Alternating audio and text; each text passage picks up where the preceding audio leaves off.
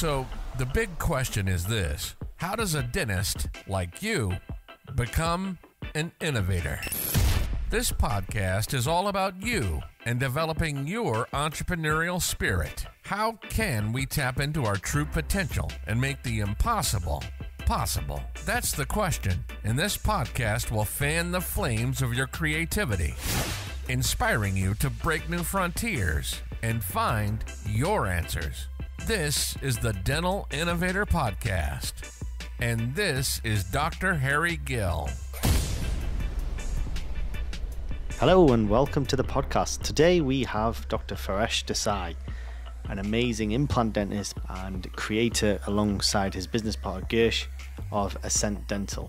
He's got a vast amount of experience of setting up squat practices and also of buying existing practices, and he also recently partnered with Dental Beauty.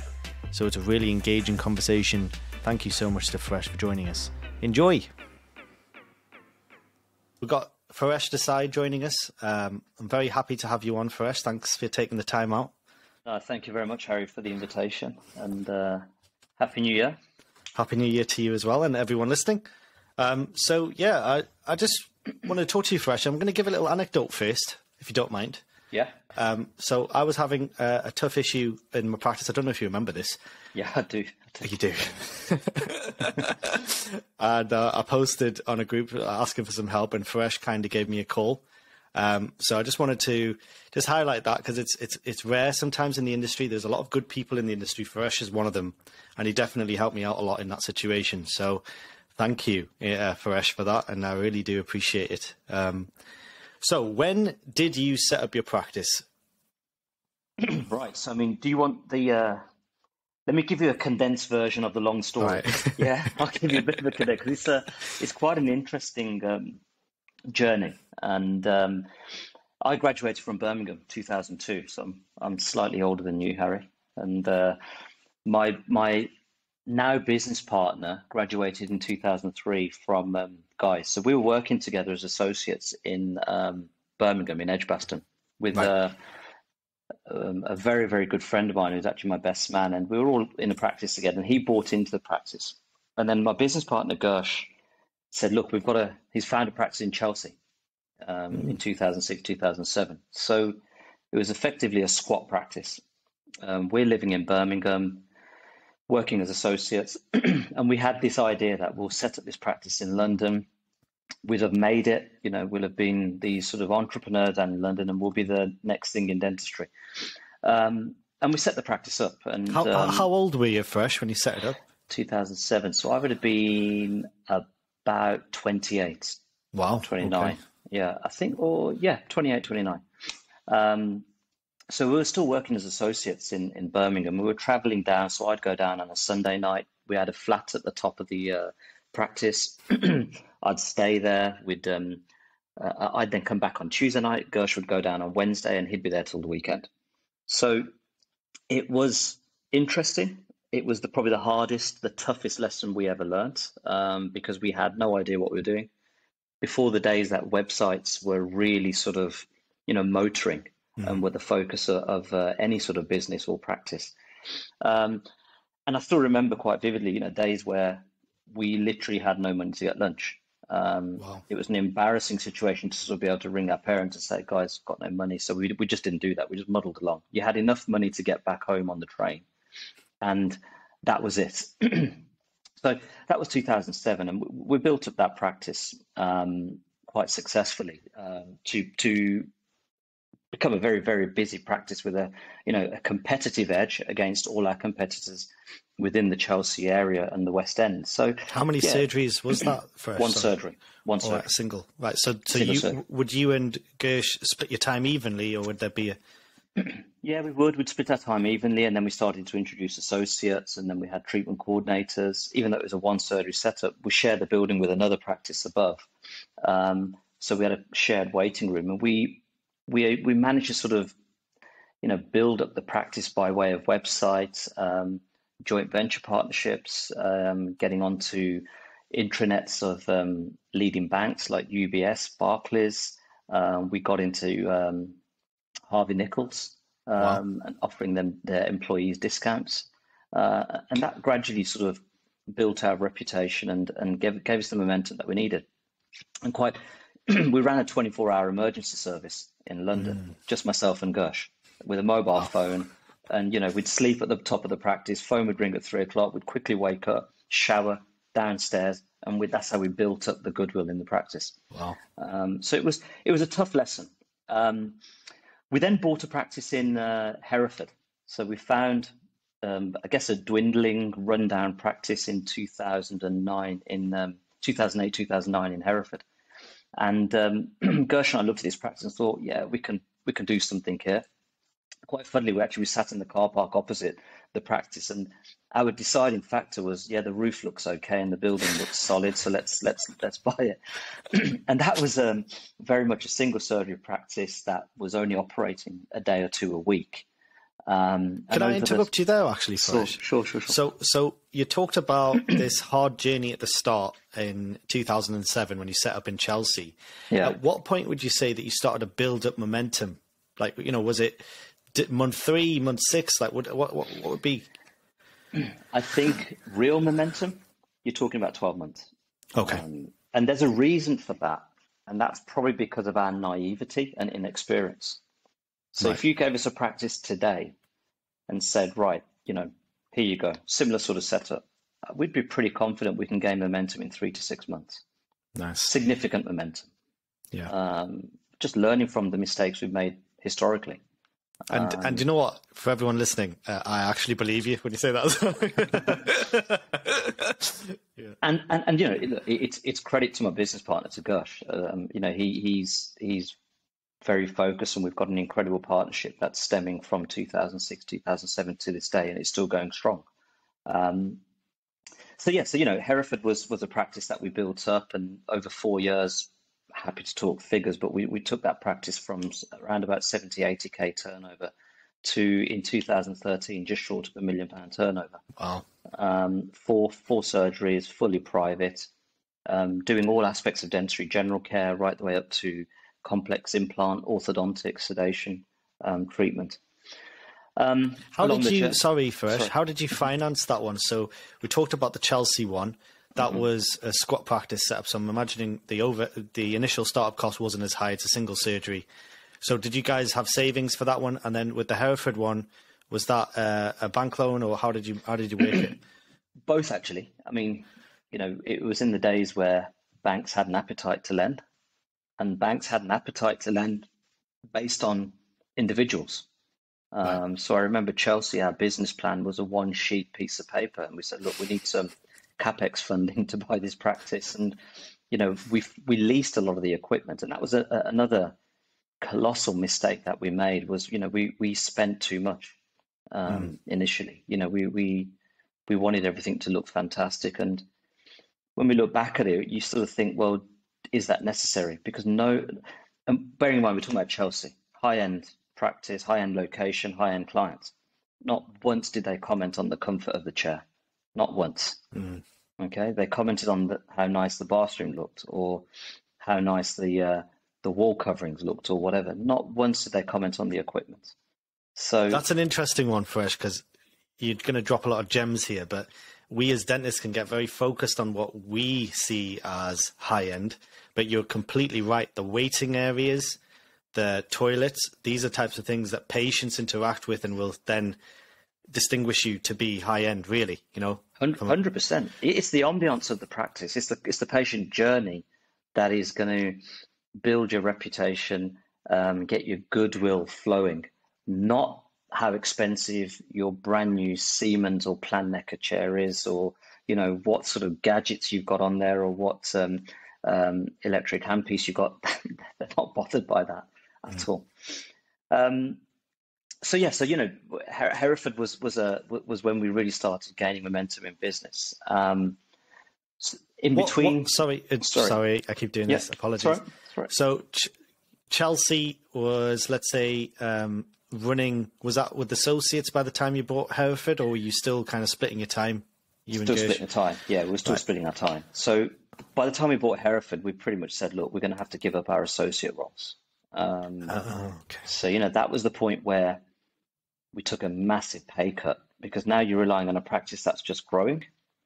You've then bought a practice which needs a lot of infrastructure put into there, a lot of systems, protocols, needs to have capex done, and the Hereford practice was financed as well with the banks. Right.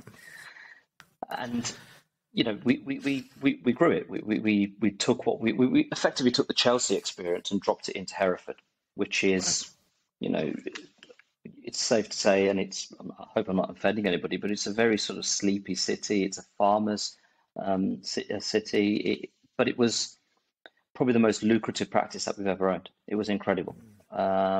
Patients bought into trust. They didn't buy into, what gadgets you had. They trusted the clinicians, and if you spent time with them, they would buy into treatment. And that practice we sold that to Portman Healthcare in 2013. But yeah, and we remained with Portman and that practice for about 6 years. Were you kind of locked in when you sold it to Portman? Yeah, we had a tie-in for 4 years, and we were fortunate to be practice number 13. So we were very early on in their journey, and we had some great interaction with Sam Whaley-Cohen, who's the CEO of the group, Mark Hamburger, who was the clinical director, Gary Chapman, who was the acquisition director. So we were really fortunate there, and we learned a lot from them, which enabled us to then sort of springboard and continue buying practices.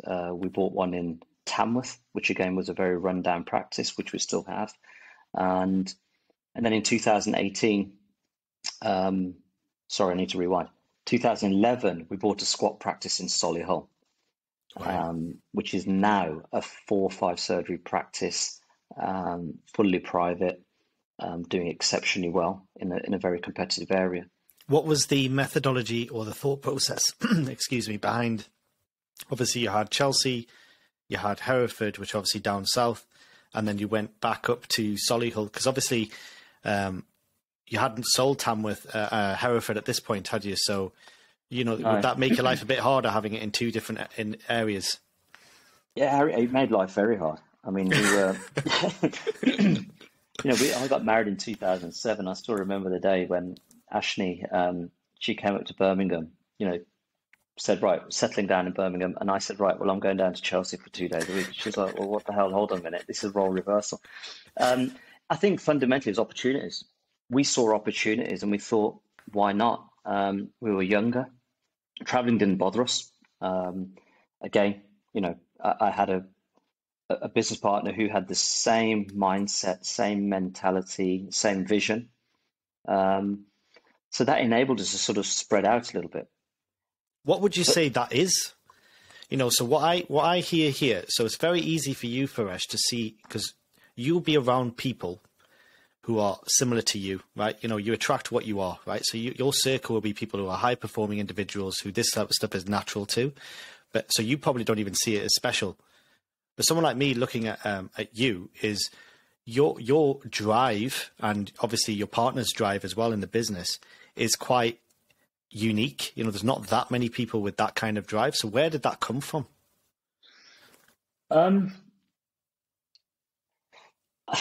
I guess it comes from upbringing.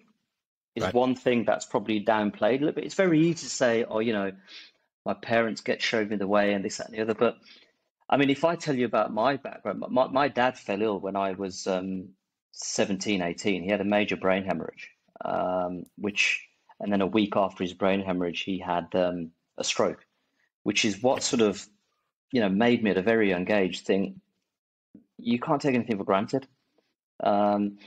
And it also made me, my dad was only 47.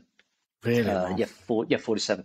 So, and he's still with us today. But, every day I go around to my parents' house and I see them, it makes you think you got to sweat the asset, right? And the biggest asset you've got is yourself, your potential.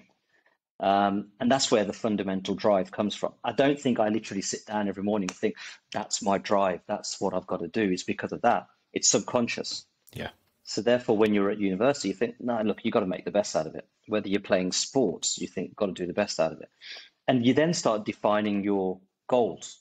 And that's based on your potential. If your potential is that you're not going to buy a practice or you're going to continue working as an associate, be the best associate that you can. Do your postgraduate qualifications, do this, do that, and grow. the rest is then sort of, I guess, I'm not a massively religious person, but I do believe in fate. I do believe certain things are supposed to happen. Hence the reason I talk back about our journey.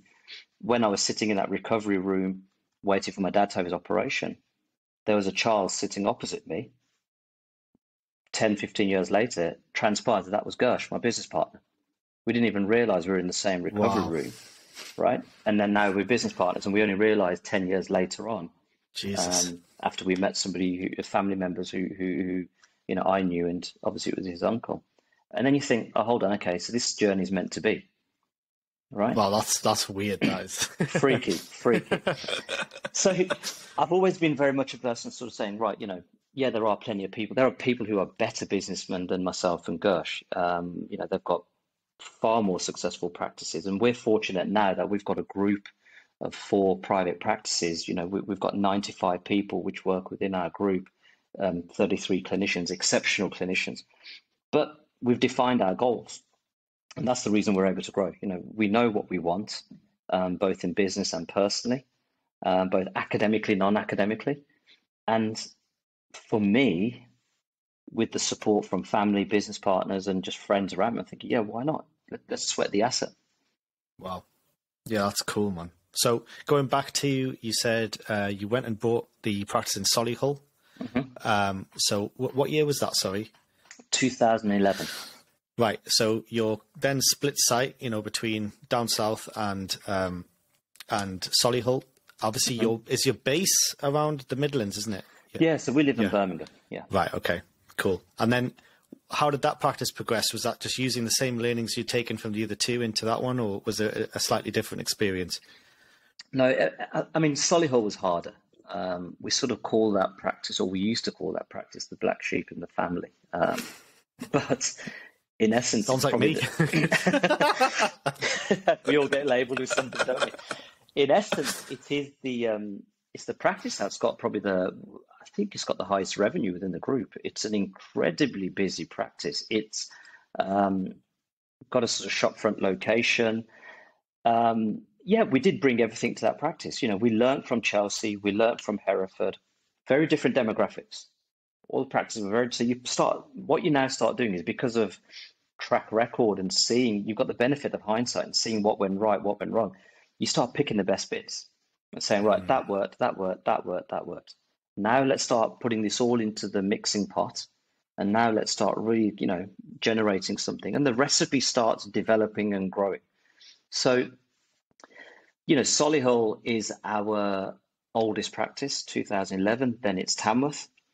These 2 are very, very established, very busy, very high turnover, high profit practices.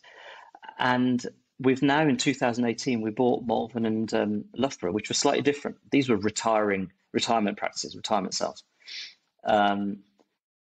Infrastructure was there, but they didn't really have much marketing, didn't really have the specialist skills that we offer. And we bolted all that on, and we put all that in there, having learnt from the 2 established practices. Yeah. Drop all of that in. And yeah, so, it's so far so good, touch wood, it's all going well. Yeah. And so Tamworth, as you say, Tamworth and Solihull are the oldest ones. Loughborough and which one was it? Sorry, Malvern. Malvern. They're 20. Was that 2018? You said 2018. Yeah. So when you're buying an established practice, obviously there's a culture that workplace is very used to. How do you instill? And this is probably a podcast by itself. But how do you break the kind of habitual patterns that the staff and the team will have there, and introduce your own, or do you find that you have to hire new people, or how does that work? Harry, that's a really good question. I think that's probably the most poignant question of any sort of business purchase, or very different to squats. Okay, squats. Yeah. You set up, you have a premises, you have a vision, you drop in there, and you go, you run. Yeah. When you buy a practice, as many people will know who listen to your podcast and others, that you do have to adopt a culture. So the culture's already set in, whether you've got a retiring dentist or a dentist who's staying on. I think the first thing you've got to do is you've got to be very transparent and open and honest. Yeah. So you've got to basically sit with your the new team that you've inherited, and basically say, look, essentially, we're not going to change anything here. You bought a practice because you see it's a good practice. You're not going to buy a rubbish practice and inherit a rubbish team. But you then sort of say to them, look, we want to springboard off what you've built. The owners, the previous owners, have done something exceptional here because they're the true entrepreneurs. Yeah, anybody who's set up a practice and got it to the point where it's offered out to sell, they're the entrepreneurs really, because they've built up something from nothing.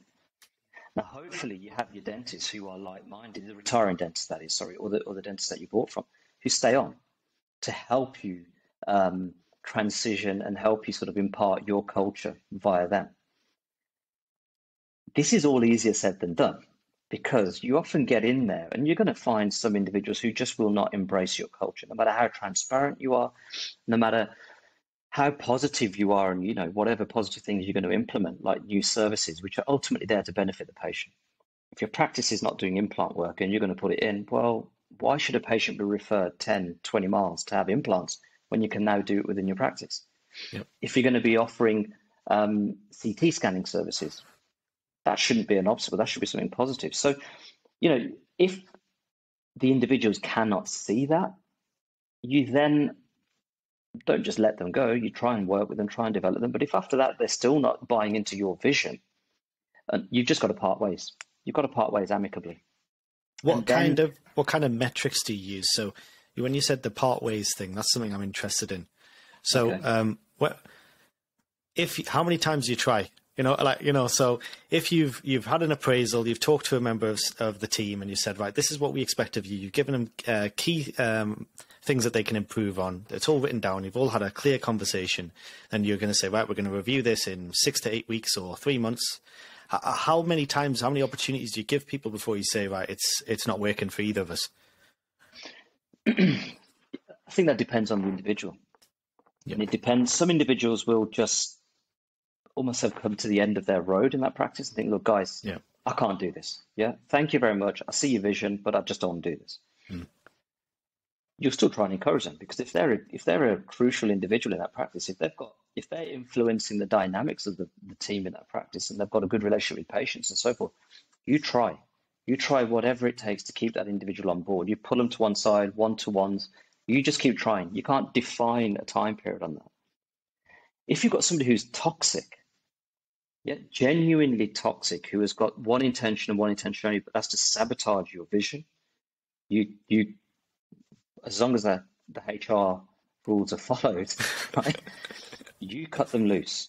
You cut them loose, because what happens is that toxic individual will most often drag down the individuals who can influence the dynamics, who have got a positive influence, who want to develop themselves, but just have not had the opportunity to do so beforehand. Right. Yeah, that's cool. Yeah. And a lot of the times, I mean, I'm fortunate that I've got another pair of eyes, my business partner, Gursh. We've also got an operations manager who works in our head office, who is also giving us another perspective. So whilst I will come in and say, right, look, this isn't working with that individual, maybe their time has run, they may turn around and say, let's hold on a little bit, because this individual actually has got a lot of potential. So let's give them a break. Let's carry on. So I think the one thing I would say is don't make that decision yourself. If you have to consult family, you have to take a step back. You have to pull on somebody else who's been in that practice for a long time and say, what's your thoughts on this? You need to build trust. You've got to build trust. Otherwise, your vision cannot be, you won't see your vision through. You just will not. You've got to trust your team, and they've got to trust you. It's a lot of it is about buy-in, isn't it? Like, so when you're whether it's a squat practice and you're trying to get a new member of staff to come on board and believe in your project, or you're taking over an existing practice, you want buy-in from the people that are there. And in order to do that, you've got to be able to sell your vision. And in order to do that, you've got to have a very clear vision of what you're trying to do. So 100%. And this is where it comes back to just having that defining your goals. Right. If you want to set up a practice, let's say you buy a practice in a very rural area, and your goal is to turn it into this Instagrammable practice that is offering the latest in Botox and Invisalign and cosmetic bonding, but your demographics are mainly middle-aged or elderly patients. your staff are going to be thinking, what on earth have you done here? What are you thinking about doing? This is just not going to work. Yeah. Um, so you've got to define the goals, and then you've got to make sure your team buy into it. So you've got to flex a little bit as well, because if somebody's saying to you, guys, this isn't going to work, you can't be so dogmatic and say, no, we're going to shoehorn a round brick into a square hole. It's just not going to work. Yeah. So that's really interesting, man. So another thing that I would ask you is, you just touched on it, having different voices. And I often talk about in my business about having generals. And the generals, when I'm not there, are setting the standards, are setting the culture. So do you have like a hierarchy where you've got these other generals in the business who really buy into Ascent Dental and what you guys do? And how does that look? How does that look like, spreading that out across 4 practices? Yeah, we don't have a hierarchy. I'd like to think we don't have a hierarchy. Whilst you see myself and Gursh as the owners of the group, and now having partnered up with Dental Beauty as being the partners of the group, and you've got Louise, our operations manager, we're still on the ground. So, I still work clinically, Gursh still works clinically. Louise, our operations manager, will still go into the practice and muck in and do, what she needs to do. And I think that's really important, because then you break this sort of hierarchy model. Then it's actually to recruit your generals, or to recruit the individuals who are really going to buy into your vision and your ethos, is far easier. So yes, we do have individuals who, you call them generals, I call them linchpins. They are the linchpins in the practice that, they will keep the cogs turning. They will keep the system operating. And then when you get an apprentice nurse in, that apprentice nurse does not turn to the hierarchy. They'll actually go to these linchpins and say, right, what do I do here? And those linchpins will say, come on, let's carry you through. Let's take you through. And it's going to be done the Ascent way. Yeah, not the way you've been taught previously, or, your bad habits that you've picked up elsewhere. Let's do it our way, because it's tried and tested. And it's tried and tested because these linchpins, or these generals, have also had an input in the systems. If something doesn't work, they will say, guys, this isn't working. Can we tweak it slightly? Yeah, go for it. Yeah. So you give people autonomy. You're creating a work environment where you're on the ground, so you can see what's going on in the business. Like, and not having this separation between you guys and the dental work, which is your bread and butter, isn't it? 100%. I mean, fundamentally, yeah. Every business owner, every dental practice owner is still fundamentally a dentist. We weren't trained to do business. We were trained to do dentistry. The business is almost like a hobby, so to speak. It's the bloody hardest thing in everything, right? So yeah, the hierarchy model doesn't really wash with us. I mean, our team members we're very transparent with revenue. Team members will know what the practices are generating. We're quite open with associates, and if there's anything that's going to be implemented, yeah, we want to send the message out as quick as we possibly can, so we get that buy-in. Perfect.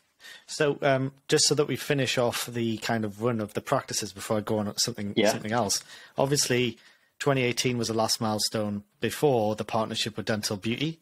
Mm-hmm. So what was it about Dental Beauty that made you think, right, so from my perspective, I look at you guys, you've got a proven track record. You sold one practice to Portman back in 2013. You've built up 2 squat practices, and then you've bought 2 existing practices and managed to convert them into doing dentistry the Ascent way. So me looking at you guys is like, you guys are ready to scale up from there yourselves, probably. So what made it worthwhile for you guys, you and Gursh, to have this partnership with Dental Beauty? It's a $1 million question. Why did we do it? And I mean, Gursh and I we toiled with this for such a long time. What should we do? We always wanted to grow. We always wanted to add more practices to the Ascent brand. We felt we had the infrastructure, head office operations, call centers, Gursh and myself. I think a lot of it came down to risk. Not that we're risk averse, far from it. I think we could have and we would have scaled up the business, but it would have diluted something, and it would have diluted mine and Gersh's ability to do the dentistry that we enjoy doing. Okay, so that's non-negotiable, really. You know, Gersh and I still enjoy doing dentistry. He does orthodontics to a very high level. I do a lot of implant work. To a very high level. Let's not be modest. Yeah, no, I mean, I enjoy implant dentistry.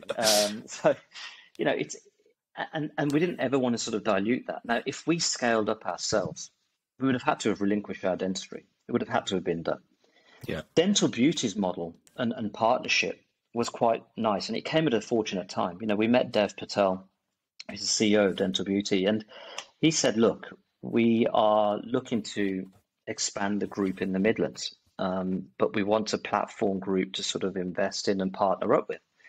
And our ethos, their ethos gelled quite nicely. They were really well aligned. So what this has given us an opportunity to do is to scale the Ascent brand up quicker, because we've got additional support.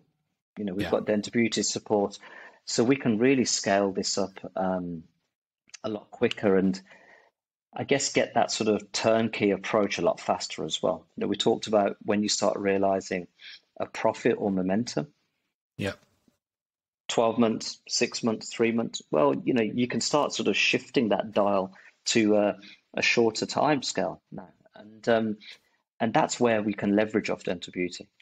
And so that is, obviously, we're talking about the financial input of Dental Beauty, which is they can help you grow, but you're also talking about the infrastructure of Dental Beauty, allowing that and helping that growth as well, aren't you?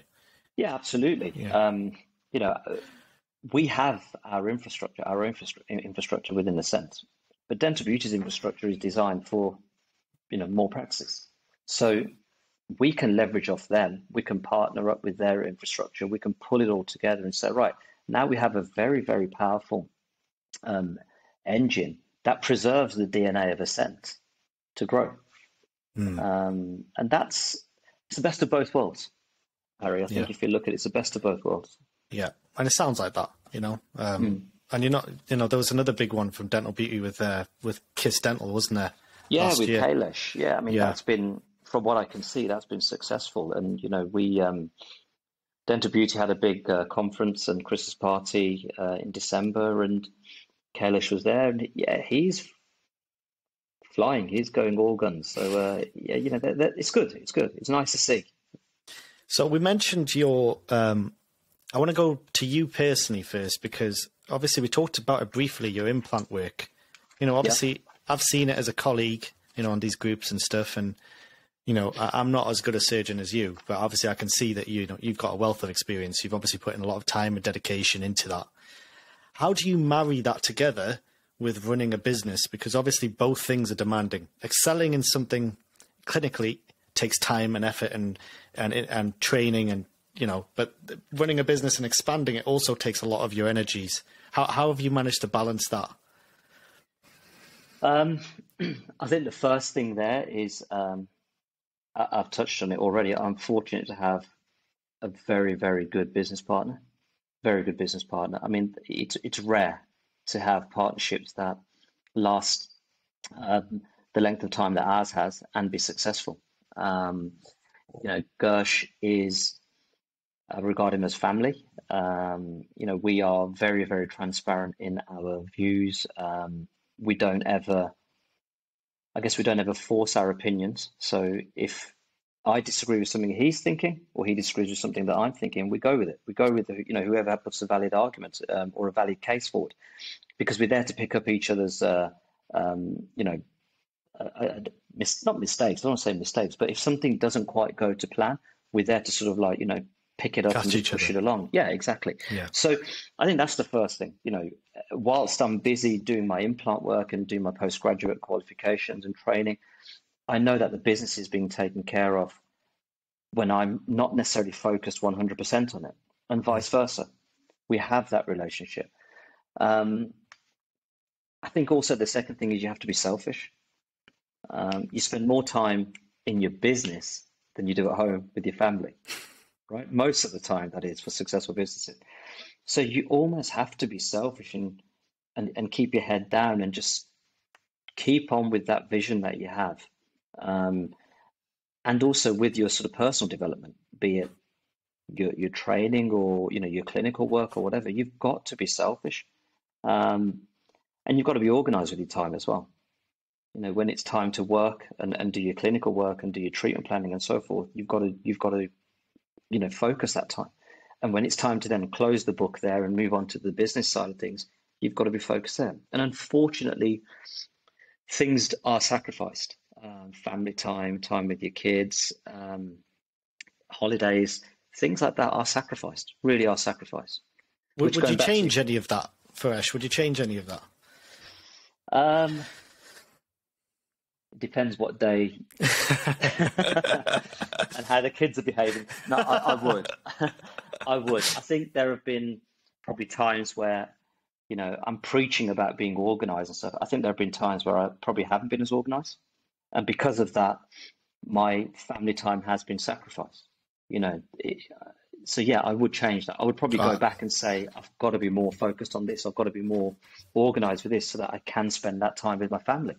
Faresh, I love your answer, mate. The reason I love your answer is because it's something that I believe in, is personal accountability. So you're literally, the way you've answered that is, I could be more optimized with my time and more efficient to allow me to have the family time as well. That's such a high-powered answer. and the thing is, you sometimes you have to. If ever we get a chance to do this again, it'd be good for you to get Gursh on here as well, because if you want to see somebody who is, who can sort of focuses, compartmentalize things, he's good. He's good. Yeah. So, even to the point where you're talking about him and he's focused on something, he won't even listen to what you're saying. He's just doing that, and then he's like, "Sorry, what did you say?" But yeah, you have to. So I do have regrets. I do have certain regrets, but yeah, we work hard for one reason and one reason only, don't we? To make sure our families are safe and secure. That's the reason we do what we do. Yeah. We're not looking to get any accolades or get any sort of other sort of awards from anybody else. You want endorsement and you want that love from your family the minute you walk through the door. The day they turn around to me and say, what are you doing here? Why are you here? You've done something wrong. Yeah. Yeah. And what would you say would be the hardest period of time? So we've talked about your whole journey, from qualifying 2002, buying your first practice 2007. Obviously, there's build that's happened since then. Is there any kind of like standout moments that have been really tricky to navigate? Yeah, I think the biggest one, and probably this resonates with everybody, was COVID. Yeah. I mean, that was an unprecedented time of events where, who would have thought that we would have to close the doors to our profession, our businesses, whether you're a business owner or even associates, because associates are micro businesses. Yeah. Associates are micro corporate, micro organizations within a bigger building. That's all that they are. Yeah. So we're all businesses. But who would have thought that we would have to shut our doors to our business and go home? Now, that was the hardest time. And I still remember very, very vividly walking out of, I think I was in Tamworth, Gursh was in Loughborough. And we rented, or we took an office space just down the road from where we live. And we said, look, let's just go over there and let's take our laptops, let's take some screens, let's take a printer, let's just set up there. For what we thought would be a very short period of time, 2-3 weeks. In actual fact, we were there for the entire period of lockdown. And we sat in this office from 8:30 in the morning till 6-7 o'clock in the evening, developing the business. We completely rebranded. We changed the strategy, we changed processes, systems, etc. We were fielding calls. Some of our associates were helping us field calls, online consultations. I think went through hundreds of video consultations and so forth. So, we were constantly engaging with our patients. We touched base with our elderly patients. We did shopping for our elderly patients. And that was us just working in the business. And the reason we did that, not because we were hungry for, revenue turnover. We had a responsibility to our teams. We had a responsibility to make sure that whenever lockdown was lifted, the business was still viable so that they could come back to a job to pay their bills. We had a responsibility to our patients.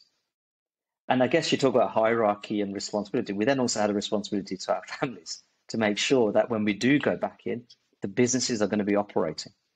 So that was probably the hardest time that Gursh and I will ever face, because it was pure uncertainty, pure uncertainty. Yeah. I mean, it was a tough time for everyone. You're right. Everyone will be able to appreciate that. And what I like about what you said was that everyone was in a period of time of fear and anxiety about their family's security and all of these other things.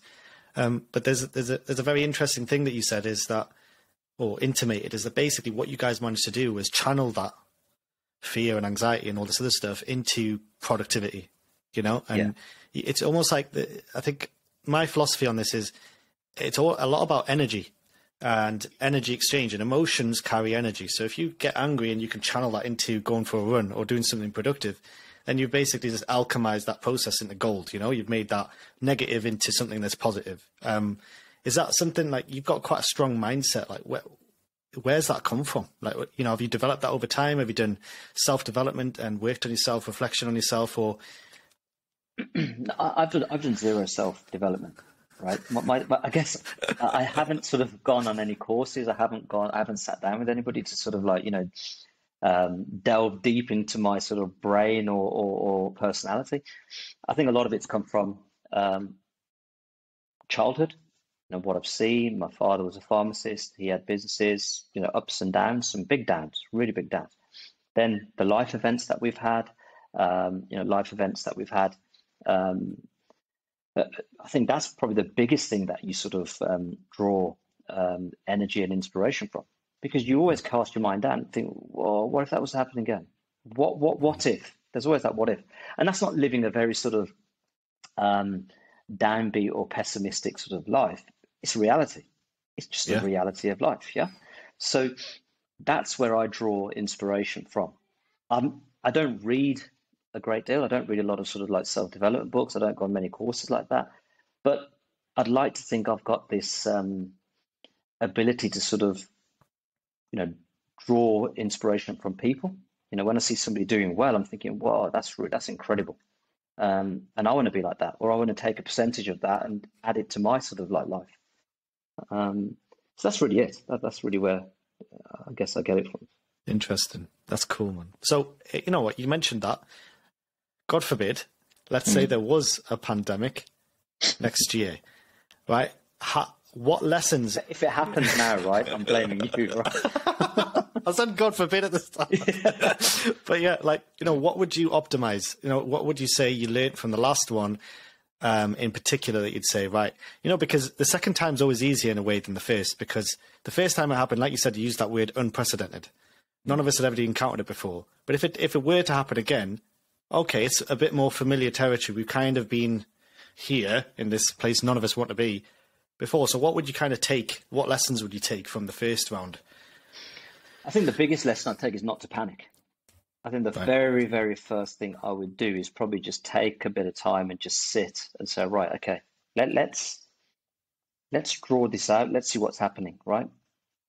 And almost do a sort of a SWOT analysis of what's happening. Yeah. You know, given the situation that we face, what are the strengths that the business has got, or individuals? What are the weaknesses that we've got? What opportunities have we got in this, and what are the threats that we have? And then start really sort of, you know, writing this all down and start channeling efforts into each of those categories. I think the other thing is speed. I think procrastination is a real big sort of stumbling block. If you think something is right and you think something should be done, just do it. Yeah. Don't sort of sit back and think, well, what if? If you've got this gut feeling, and a lot of the things that we do are certainly what Gursh and myself do, we do rely on gut instinct. You know, if we're buying a practice or we're looking at something or we're going to implement something, we think, yeah, look, do you think this will work? I think, yeah, it will work. It's got a good roof. It's got a good roof. It's got a good roof. The bricks aren't falling out. Yeah, let's go for it. But procrastination can often bring doubt into things, which, you know, that doubt was never there. That doubt should never have been there. You've created this doubt. Now you're going to stop. You're not going to do it. Well, you was fine a day ago or an hour ago. So what's changed? I'm not saying everything should be done on gut instinct, because there are some educated reasons and some well-learned reasons not to do things. But if you think it's fundamentally right, don't hesitate. Just get on with it, because somebody else will do it. If you don't do it, somebody else will do it. I mean, and that's interesting because, you know, when you have that gut instinct or that intuition, you know, the good thing is that you've got a trusted partner as well who can hold you accountable and say, look, it's probably not the best thing for this, this, and this. Can you come up with a response to that, basically, and make it sound logical and rational as well as just your gut instinct? Absolutely, absolutely, and that's really, really important, because you've got that. An observer is observing what you're doing. You've got that sounding post where, you know, if you can just vent or just sort of sound them out, that's really important. And I guess the other thing, Harry, you mentioned, if we get this, you know, another pandemic that God forbid, God forbid, is engaging with your team. You know, making sure that the first thing you do is you touch base with your team, and you just reassure them, guys, look, we got it. Yeah, this is going to be all right. We'll get through this. And we did that. That's what we did. We held a lot of Zoom meetings with our team very, very early on. And what I can still vividly remember is looking at this screen, looking at the big TV screen with everybody's faces on there. The fear that we were experiencing internally, I could see it on my colleagues' faces, because it was the fear of the unknown. And if this was, God forbid, if this was to happen again, you don't want to see that fear on anybody's face again.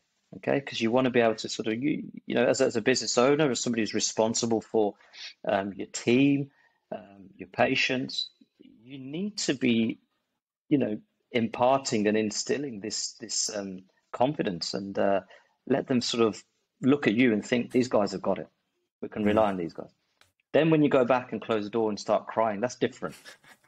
But you know, it's a similar thing as a family, right? Yeah. You know, because, you know, you're not going to show your kids all of the worries and stresses that you've got on your head. You know, that's when you shut the door and you're talking to your partner, you know, or your wife, or whatever situation you've got. So it's a similar kind of setup with that kind of business setting. You know, you guys are the troubleshooters. You guys have got the responsibility. Deal with it. 100%. Yeah. It's a performance, isn't it? You're putting on a performance every single day. We're going into that dental practice, or that group of dental practice. It's a performance. You've got to show that you've got control. And you know, we're not saying that we haven't got control. Let's be honest. If your business can operate on a day-to-day basis, you're doing something right. That's true. I've got to go to this next. You've mentioned him several times, Gursh. Okay, so your partnership with Gursh from the outside looks very unique. Like, there's not many people in our industry, at least that I can think of, that have got that kind of relationship, and it's powerful. You know, so how did that start? You know, how did apart from the waiting room thing that, you know? I guess we fell into the partnership. You know, we saw this practice in Chelsea, gut instinct. What do you reckon? Yeah, let's do it. And then you realise that actually it's not all roses. You know, you go in, you've got no patience. The equipment's failing, and when your backs are up against the wall, literally they're up against the wall. You've got nowhere to turn apart from looking at each other, going, "What the hell have we done here?" Right? Yeah.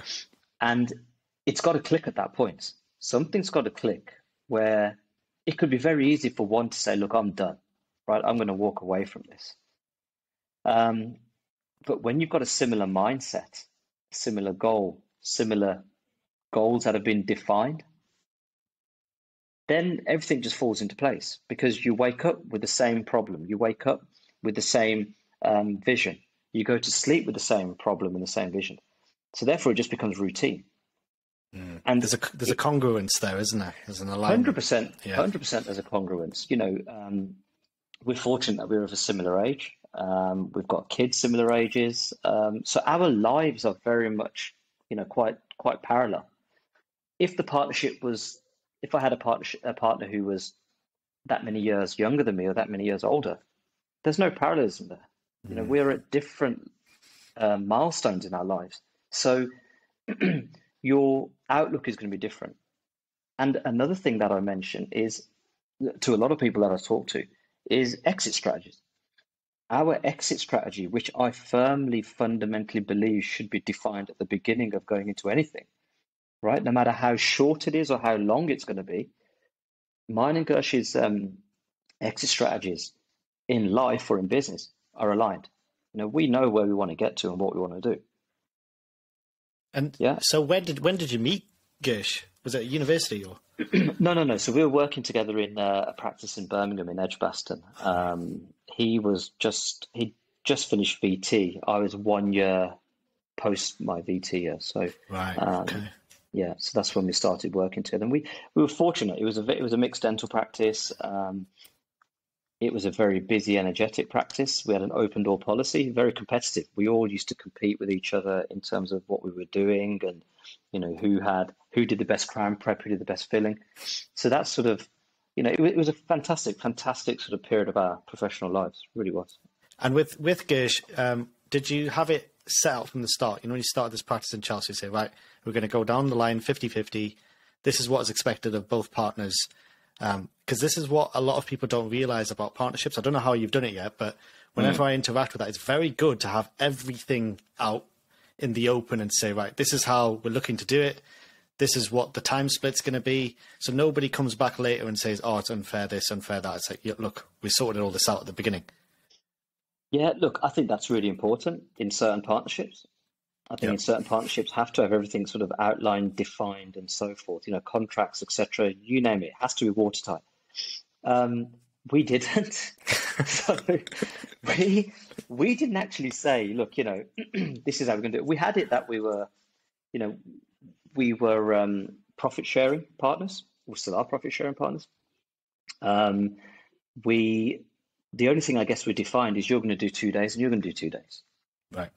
Okay, that was it. Even when we bought the other practices, there was no script for each of us to say, right, that's your role, that's your role. It just happened. It just worked. And I think that is that sort of subliminal connection that just made it work. Yeah, it was, you talk about congruence, 100%. Because if we were to buy another 5 practices, I'm not going to sit down with Gursh and say, right, you have to go to these on these days. And he's not going to sit down to me and say, you have to do this, that, and the other. We'll just make it work. So what you're basically saying to me there is similar to, let's say, a patient who's going to go into a consent process. Everyone looks at the paperwork and think that's the most important thing, but actually it's the conversations that are being had with the patient. So what we're doing here is extrapolating that same kind of ideology out into a partnership. It doesn't matter how good the paperwork is, it should be there, but you've got to have had the conversations. Would you say then that ethos, shared values, these types of things, these overarching things are more important then? It's the roots. It's the fundamental roots of any sort of partnership. Absolutely. The ethos, the values, that overrides every bit of sort of contract that is there. Okay. Yeah. Because let's be honest, right? Gursh, okay, there are formalities that we have within our, company setup and so forth. I don't ever want to call on those, contractual agreements or anything. Why should I? Because the communication, the ethos, the relationship that I have with my business partner is far stronger than a legal document. Far stronger. Yeah. And the same goes with the patient. You're absolutely right. We do these sort of full arch implant cases. We do these big ortho cases, big restorative cases. If the relationship is not right with that patient, I'm pretty certain I would say to the patient, look, I don't think we can go any further. Despite this contractual, consent form, whatever that's there, the relationship is first and foremost. And the same applies to your associate, the same applies to your nurses, receptionists, practice manager, any colleague that you work with. Relationship is fundamentally important, no matter how harsh that relationship is or how soft and lenient it is. You tailor your relationship to the individuals. Yeah. And so you've also mentioned goals quite a few times. Mm-hmm. Did you have formalized goals when you came out of uni, and have you kind of overarching goals that saying I want to achieve this, this, and this? How has that worked? Come on, how are you making me out to be somebody who's a lot more calculated than I was when I came out of uni? I just came out of uni. That was it. You come out of uni as this little sort of puppy, thinking, great, I can run around the field and do whatever I want. Goals, and defining goals, I think, happens as you get older, which is Probably, probably a bit of a backward way of saying things, right? I just the other day was sitting there thinking, I was asked actually by somebody that, what are your goals? Thinking actually, I've not sat down and written down any goals, right? I think your goals change, Yeah. goalposts change as you get older and older because certain life events kick in. Um, if I didn't have kids, if I didn't have responsibilities, so forth, my goalposts would be in a completely different position to where they are today, right? Um, I guess the one major goal is that I've always had is I just want to do the best that I possibly can. Before I even owned practices, my goal then was that I want to do, I want to get to I want to get as far up the sort of clinical ladder as I possibly can. I always had a passion for oral surgery and implant work. So I want to do as much as I can in implant dentistry. Then you buy a practice, or you fall into buying a practice, or two, or three, or four, and then your goalposts change. Yeah, so you sort of re-equilibrate where you want to be. And you know what? That's so interesting is because your name is obviously Ascent Dental, and the way that you just described that was very kind of aligned with that branding. Absolutely. So I actually talk about this when I teach delegates about squat practices and stuff. I always often say to them, look, your brand is basically a magnified, amplified version of who you are. And that's the best brand is it's got to reflect you, and you will find your patients who are also aligned with that kind of vision or values that you've instilled. Would you agree with that, or how would you feel that you've done it and with the Ascent Dental? Because it does sound like that's very much you and Gursh. Yeah, I mean, the Ascent Dental brand, I mean, that we went through a branding process, a branding exercise, because we had these four practices which had their own identities, own name. So let's bring it into one. And yeah, we sat down with some people and said, look, we need to think of a name and so forth. And it was very easy to come up with Probe Dental or Edge Dental or, whatever, Core Dental. But when Ascent, somebody said, look, Ascent, we were like straight away, that's incredible. Because it does reflect everything that we've done historically and everything that we want to do going forward. We're on this upward trajectory to get to the top of the mountain, so to speak. And the same applies to our clinical dentistry. Patient comes in, they've got a problem. You want to take them through a journey to get to the point that they can look down at where they've sort of, traveled up and think, wow, yeah, that experience was great. The dentistry that I've been provided with was great. Yeah, along the way, there are going to be some obstacles. There are going to be some little sort of hurdles you've got to climb. But fundamentally, the journey has been pretty good. And that's that ethos. Yeah, that absolutely. The brand does reflect that. Yeah, I can see that. Yeah. And here's another. We're getting towards the end now, Faresh. I don't want to take up too much of your time. It's cool. Recession. So everyone's talking about this. I'd be daft if I didn't ask you this question. So how, obviously, when you were talking about the timeline, the 2008, 2009 financial crash was happening. You guys had practices open and were building, So what's your approach to, let's say, recessions and down periods in the economy? Okay, I mean, it would be foolish of me to say you just ignore it because you can't ignore it. I think you've got to look at your business and you've got to start thinking, right, what impact will this have on the business? Do we need to cut spending? Do we need to cut marketing costs, et cetera, et cetera? I think if we're worried about our patients going to come in, because we're fully private, so I guess a recession, if anything, is going to affect a fully private brand or group. It doesn't bother me so much because so long as your patient journey is spot on, right? Patients will then choose more carefully where they want to spend their money on their teeth. Now, it's therefore got to be worth it, right? If your patient journey, if your patient care is on point, and I'm making that ours is perfect. It's not. We're constantly tweaking ours. We're constantly looking at sort of evolving and changing things.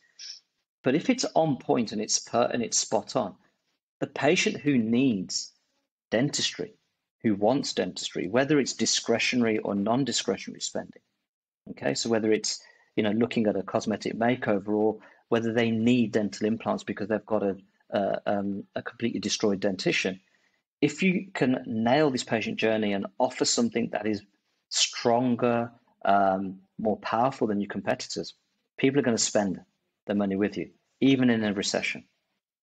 Okay, it's got to be worth it for those patients. It's got to be worth it. Yeah. And you've got to, what you just said there again is the pain point of a patient doesn't change because there's a recession. It's often because if the pain point is big enough, so someone's confidence is getting affected by their smile or their function is being affected where they can't eat, you get very quickly to a high pain point, and they're going to look for a solution. Absolutely. And that solution can be sort of offered to a patient with other sort of benefits, like, finance during interest-free finance plans during a recession period, stage payments, and so forth. But yeah, I mean, I think recessions also offer opportunities, or financial downturns also offer opportunities. There are practices that are going to flourish and grow and be incredibly successful, during this period of time. So I'm not ignoring the imminent recession or the imminent sort of struggles that we're going to be facing, but I'm not going to worry to the point where I think, wow, my growth strategy, or mine and Gursh's growth strategy and our plans are going to be changed in any way, shape, or form. Not at all. How do you, as a business, brace, bracing for impact, of the recession? Like, what kind of brief, top line things would you say that you guys are doing in preparation? I guess we're sort of looking at our inquiry processes and making sure that, we are getting that a lot more watertight. Inquiries coming in, are we capturing them quick enough? Are we following the inquiries up that haven't been able to, that we haven't been able to book in straight away? Treatment plans that we sort of send out, and those patients who sort of, hold back a little bit, how are we reigniting that? So we're constantly looking at these systems and tweaking it. And I guess that's a conversation for another time, because it's a whole sort of journey in itself. But, we're looking at our systems very, very close and saying, right, how can we tighten everything up? Yeah, because we may get less coming into the bucket. So therefore, the leaks that we've got, let's plug them up so we're actually containing the same amount as we did when the leaks were there. Yeah, and we had more coming in. So yeah, I think that's the first thing. Second thing is we are reinforcing this patient journey really, really hard. Making sure that we are giving our patients, the best that they deserve. And then the kind of final question really would be, there's a lot of younger dentists that this podcast is kind of aimed at, younger clinicians who, want to get inspired by people like yourself who've, gone and done it and, been proactive. Obviously, Gursh is included in that as well. So what would your advice be to younger clinicians who are possibly thinking about going down the road of opening their own practice or buying practices? The first thing I'd probably say, whether you're doing it yourself or in partnership, is go with your instinct. Really, really go with your instinct. I think it's undersold a lot of the time, and it's very easy and it's very fluffy to say go with your instinct because it sounds cool. But if you fundamentally believe you can make something work and everything fits the parameters of your business plan, go for it. But you've got to give it your all. You have to maximize your potential and the business's potential. And that requires bloody hard work, right? Time, effort, sacrifices have to be put in. I think you have to define your exit strategy. It has to be defined. You may think I'm going to go into a business and buy a practice and look to flip it after 5 years. You may think, actually, I want to buy this and I want to hang on to it for 10 years. You may talk about succession planning and bringing in partners or associates who want to buy into the business. Or you may think, and there's nothing wrong with this, your exit strategy is buy a practice young and keep it till the day you retire. Okay, so it becomes almost like a lifestyle practice. Why would you say that's so important? What, the exit strategy? Yeah, why would you, obviously I believe in the exit strategy, but why would you say to people, who are listening to that, why is that deemed as so important for you? It's important so you can build in milestones.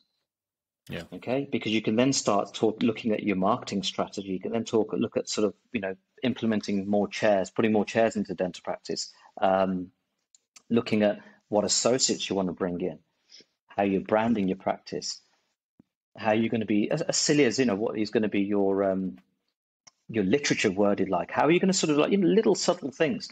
What is your what is the sort of the what do people see your practice as being?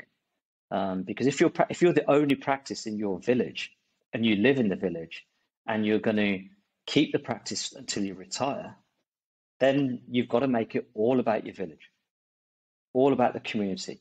Yeah, because you're not going to buy that practice, set it up, and then after 5 years say bye to everybody and you're still living in the village.